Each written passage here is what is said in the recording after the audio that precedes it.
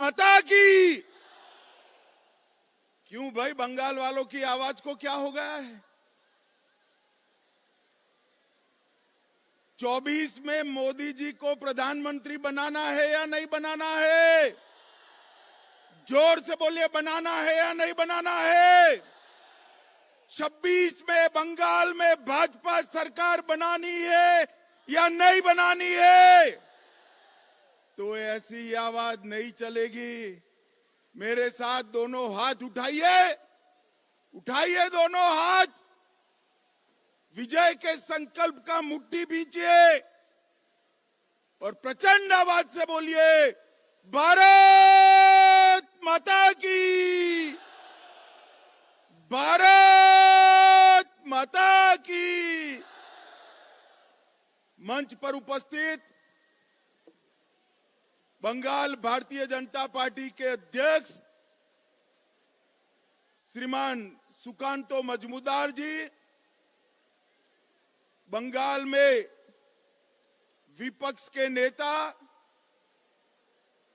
और भाजपा के वरिष्ठ नेता श्रीमान शुभेंदु अधिकारी जी, हमारे प्रभारी भाई मंगल पांडे जी, अमित मालवीय जी, उपस्थित सभी केंद्रीय मंत्रीगण, उपस्थित सभी सांसदगण, विधायकगण, भाजपा के पदाधिकारीगण और आज इस रैली में नजर भी नहीं पहुंच रही है वहां तक आए हुए प्यारे भाइयों बहनों माताओं और मेरे जिगर के टुकड़े जैसे युवा मित्रों, आप सभी को नमस्कार। मित्रों, सबसे पहले धर्मताला की इस पवित्र भूमि को, बंगाल की इस पवित्र भूमि को, जिस भूमि ने हमेशा भारत का दिशा दर्शन करने का काम किया, ये बंगाल की पवित्र भूमि को प्रणाम कर कर मेरी बात की शुरुआत करना चाहता हूं। मैं कवि गुरु रविंद्रनाथ ठाकुर, महान राष्ट्रभक्त नेताजी सुभाष चंद्र बोस, युग प्रवर्तक स्वामी विवेकानंद, जनसंघ के स्थापक डॉक्टर श्यामा प्रसाद मुखर्जी और यहां खड़ा हूं तो शेरे बंगाल आशुतोष मुखर्जी को भी प्रणाम कर कर मेरी बात की शुरुआत करना चाहता हूं। मित्रों, ये जो मैदान है ये ऐतिहासिक मैदान है। इसी मैदान में, भैया बैठ जाओ,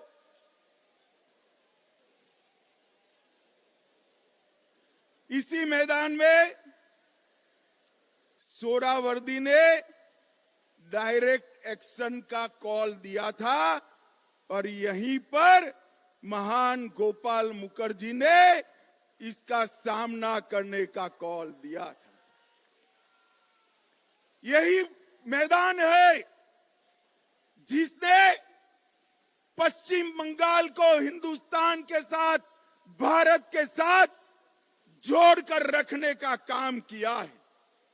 और मित्रों, भारतीय जनता पार्टी के लिए भी ये मैदान बहुत भाग्यशाली मैदान है।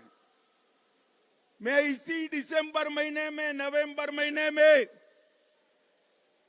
यहां पर आया था 2014 में और यहां से बंगाल की जनता को, तृणमूल को हटाने का कॉल देने का काम मैंने किया था भारतीय जनता पार्टी के अध्यक्ष के रूप। और मैं आज बंगाल की जनता का धन्यवाद करना चाहता हूं कि आज बंगाल में 18 लोकसभा सीटें और 77 विधानसभा सीटें देकर बंगाल की जनता ने तय कर दिया है कि यहां पर अगली सरकार भारतीय जनता पार्टी की सरकार बनने वाली है।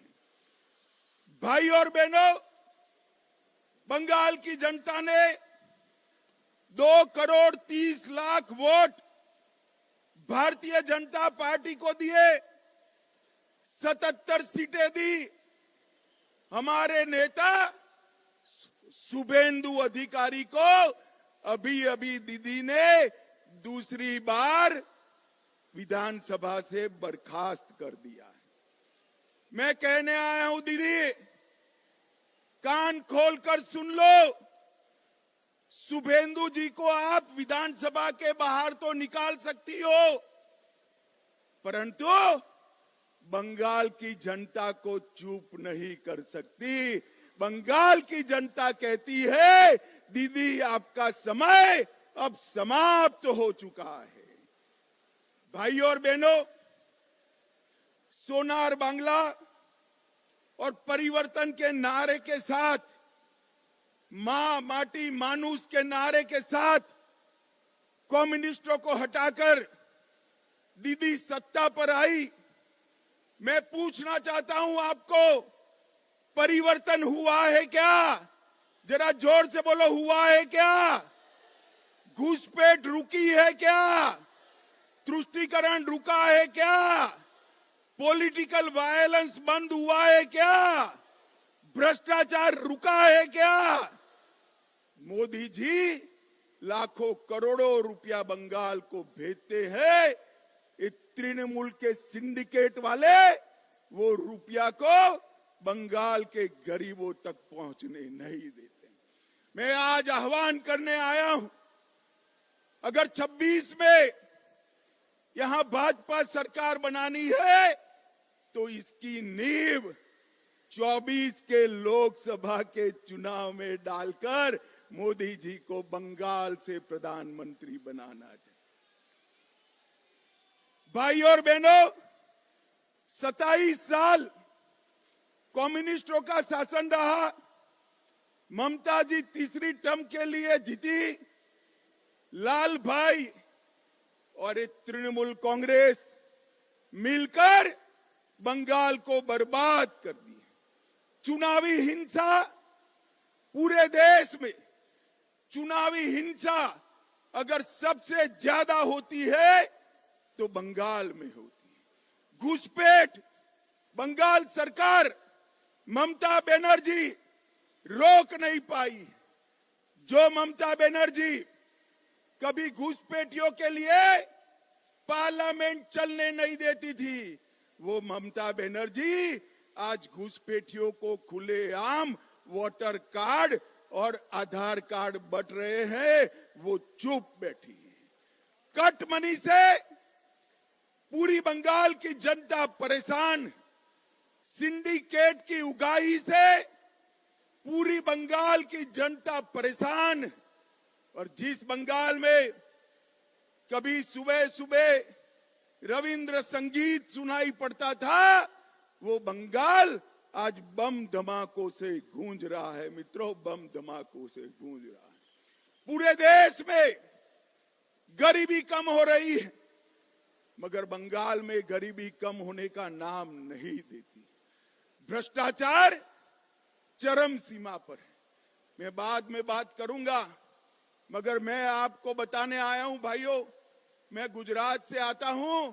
मेरे जीवन में किसी नेता के घर से इतनी सारी नोटों की गड्डियां किसी ने अपने जीवन में नहीं देखी होगी। मित्रों, जो बंगाल साहित्य, विज्ञान, कला, आजादी का आंदोलन, आध्यात्म, उद्योग और कृषि में पूरे देश का नेतृत्व करता था, वो बंगाल आज सबसे पिछड़ा बनाने का काम दीदी ने किया है। दीदी ने बंगाल को बर्बाद कर रख दिया है। मैं आज बंगाल की जनता को कहने आया हूं, एक बार पूरे देश का विकास देखिए। मोदी जी ने 60 करोड़ गरीबों के जीवन में बहुत बड़ा परिवर्तन लाया है। उनको घर दिया, शौचालय दिया, गैस दिया, पीने का पानी दिया, मुफ्त में अनाज दिया, साथ में शौचालय के साथ साथ 5 लाख तक की स्वास्थ्य की सारी सुविधाएं दी और पूरे देश को कोरोना का दोनों टीका लगाने का काम भी नरेंद्र मोदी जी ने किया। पूरे देश में आतंकवाद को मोदी जी ने समाप्त किया है। मुझे बताओ भाइयों बहनों, ये कश्मीर जो है हमारा है या नहीं है? जोर से बोलो, है या नहीं है? जिस कश्मीर के लिए, जिस धारा 370 को हटाने के लिए बंगाल के सपूत श्यामा प्रसाद जी ने बलिदान दिया था, वो धारा 370 को मोदी जी ने समाप्त कर दिया। वामपंथी उग्रवाद को नकेल कसकर समाप्त करने का काम मोदी जी ने किया। भारत के तिरंगे को चंद्रयान के माध्यम से चंद्र पर पहुंचाने का काम नरेंद्र मोदी जी ने किया। नई संसद बनाई और देश के अर्थतंत्र को 11 नंबर से 5वें नंबर पर लाने का काम नरेंद्र मोदी जी ने किया है। और मुझे बताओ बंगाल वालों, अयोध्या में राम मंदिर बनना चाहिए या नहीं बनना चाहिए? दूर तक जोर से बोलो, बनना चाहिए या नहीं बनना चाहिए? एक कांग्रेस पार्टी और ममता बनर्जी सभी लोग इकट्ठा होकर राम मंदिर को रोक कर रखे थे। मोदी जी ने 2019 में इसका भूमि पूजन किया और 22 जनवरी 2024 को मोदी जी इसका प्राण प्रतिष्ठा करने वाले हैं। मेरे साथ जोर से बोलिए, जय श्री राम, जय जय श्री राम। मित्रों, मोदी जी ने देश को हर क्षेत्र में आगे बढ़ाने का काम किया है। और यहां क्या हुआ? राजनीतिक हत्याएं, लगभग 212 भाजपा कार्यकर्ताओं की हत्या हुई। मैं दीदी को कहकर जाता हूं, हम भाजपा वाले हैं, हमारा कार्यकर्ता हमारा भाई से बढ़कर होता है, भाई से बढ़कर होता है। दीदी, भाजपा कार्यकर्ताओं की हत्या की है देश भर का, और पूरे बंगाल का एक एक कार्यकर्ता इसका बदला लेने के लिए तैयार है। आप मेरी बात याद रखना। 2026 में जब चुनाव होगा तब मालूम पड़ेगा कि किस प्रकार से राजनीतिक हत्या का वोट देकर बदला दिया जाता है। मित्रों, बंगाल को पूरे भारत के अंदर भ्रष्टाचार के कारण बदनाम करने का काम ममता बनर्जी की सरकार ने किया। ज्योतिप्रिय मलिक, अनुव्रत मंडल, पार्थ चटर्जी, चाहे गाय तस्करी हो, चाहे कोयला तस्करी हो, चाहे भर्ती घोटाला हो, अरबों खरबों रुपया बंगाल की जनता का इन्होंने खाया है। और मैं ममता बनर्जी को आज कहकर जाता हूं, अगर आप में हिम्मत है तो ज्योतिप्रिय मलिक, अनुव्रत मंडल और पार्थ चटर्जी को तृणमूल कांग्रेस से सस्पेंड कर दिखाइए, तो बंगाल की जनता मानेगी। वो नहीं कर सकती। हर रोज दुर्गा का स्तवन कर रही है कि तीन कहीं भतीजे का नाम न बता दे, भतीजे का नाम न बता दे। जो खुद मिले हुए हैं वो बंगाल को भ्रष्टाचार से मुक्त नहीं कर सकते हैं। मित्रों, इतने सारे भ्रष्टाचार हुए हैं कि संसद की पवित्रता को भी तृणमूल कांग्रेस के सांसदों ने समाप्त कर दिया। भेंटे लेकर, सौगादे लेकर सवाल पूछने वाले सांसद और वो पार्टी बंगाल और भारत का भला कर सकती है क्या? जोर से बोलिए, कर सकती है क्या? भाई और बहनों, अवैध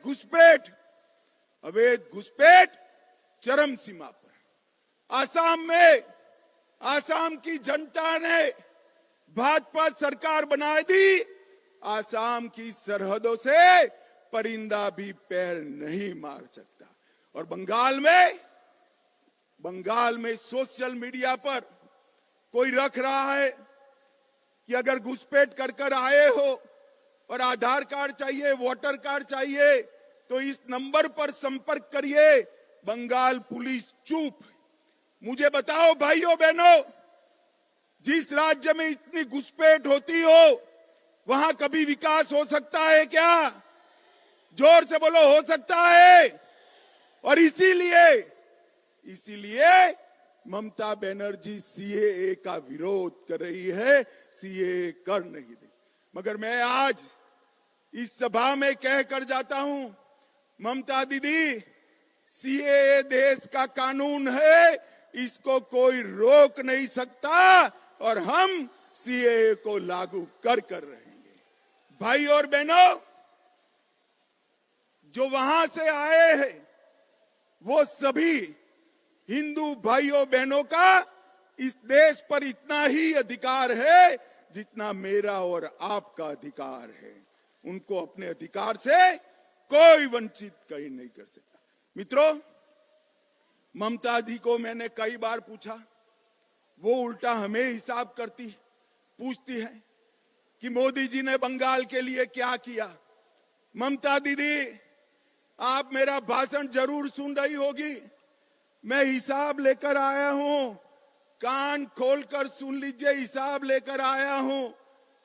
जिस सरकार में आप मंत्री रही, यूपीए सरकार, जिस सरकार को आपने समर्थन किया, उसने 2004 से 14 में बंगाल को क्या दिया? ग्रांट इन एड और डिवोल्यूशन का सिर्फ 2 लाख करोड़ रुपया दिया। कितना दिया भाइयों बहनों, बोलो तो? और मोदी जी ने 2 लाख करोड़ के सामने 10 साल के सामने 9 साल में 6,70,000 करोड़ रुपया देने का काम नरेंद्र मोदी जी ने किया। और 1,80,000 करोड़ रुपया नरेगा में 3.5 गुना ज्यादा हमने दिया। आप धरना करती हो, जब आप मंत्री बनकर बैठी थी, मुख्यमंत्री बनकर सरकार का समर्थन कर रही थी, पैसा कम मिलता था। यूपीए सरकार ने 14,000 करोड़ रुपया दिया, मोदी जी ने 54,000 करोड़ रुपया देने का काम किया। और नरेगा, ग्राम सड़क योजना, आवास योजना, आजीविका मिशन और नेशनल आजीविका मिशन में 1,80,000 करोड़ रुपया देने का काम भारतीय जनता पार्टी ने किया है। और नेशनल हाईवे के लिए टोटल 70,000 करोड़, लगभग 16,000 करोड़, रेलवे में, बंदरगाह में 1,000 करोड़, सिंचाई के लिए 3,000 करोड़, कुल मिलाकर आपके 2 लाख करोड़ के सामने भारतीय जनता पार्टी ने 8 लाख करोड़ से ज्यादा रुपया देने का काम भारतीय जनता पार्टी। और ममता दीदी, जितना गुमराह करना है कर लीजिए। गत चुनाव में तो रैगिंग कर आप जीत गई, फिर भी हमारी 77 सीटें आई। 77, कहां 0, कहां 77। और इस बार 26 में रैली देखकर मैं स्पष्टता से कहने जाता हूं कि 26 के चुनाव में 2/3 बहुमत के साथ यहां पर भारतीय जनता पार्टी की सरकार बने। मगर इसके पहले 24 का चुनाव आ रहा है। आपने 19 में 18 सीटें दी थी। मैं आप सभी को करबद्ध विनंती करने आया हूं, इतनी सीटें दीजिए कि मोदी जी को शपथ विधि के बाद कहना पड़े, मैं बंगाल के कारण देश का प्रधानमंत्री बना हूं, बंगाल के कारण। भाई और बहनों, बंगाल का भला ये भ्रष्टाचारी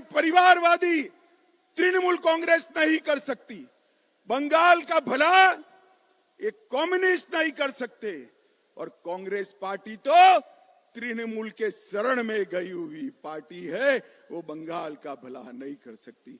बंगाल को आगे ले जाने का काम, बंगाल को सोनार बांग्ला बनाने का काम केवल और केवल मोदी जी के नेतृत्व में भारतीय जनता पार्टी कर सकती है और कोई नहीं कर सकता। भाई और बहनों, मुझे बताओ, ये भ्रष्टाचारी ममता सरकार को हटाओगे? जोर से बोलो अंत तक। भ्रष्टाचारी ममता सरकार को हटाओगे? 24 में मोदी जी को फिर से प्रधानमंत्री बनाओगे? 26 में 2/3 बहुमत से भाजपा सरकार बनाओगे? घुसपैठ रोकनी है? जोर से बोलिए, घुसपैठ रोकनी है, सीए लाना है, भ्रष्टाचार रोकना है, सीमाएं सुरक्षित करनी है, बंगाल के गरीब का विकास करना है, बंगाल की अस्मिता वापिस लानी है। अगर सब करना है तो उखाड़ कर फेंक दो ये ममता बनर्जी की सरकार को और यहां पर भारतीय जनता पार्टी की सरकार बनाओ। मैं बंगाल की जनता को भरोसा दिलाकर जाता हूं कि बंगाल का विकास मोदी जी की सबसे बड़ी प्राथमिकता बंगाल का विकास है। हमें एक ऐसी सरकार चाहिए जो मोदी जी को विकास करने के लिए अनुकूल भूमि तैयार करे। ममता बनर्जी मोदी जी को विकास नहीं करने देती है। भाई और बहनों, यहां कमल फूल की सरकार बनाइए, नरेंद्र मोदी के नेतृत्व में भाजपा सरकार बनाइए और 24 में फिर से मोदी जी को प्रधानमंत्री बनाइए। यही मेरा आप सबसे अभ्यर्थना है। नमस्कार।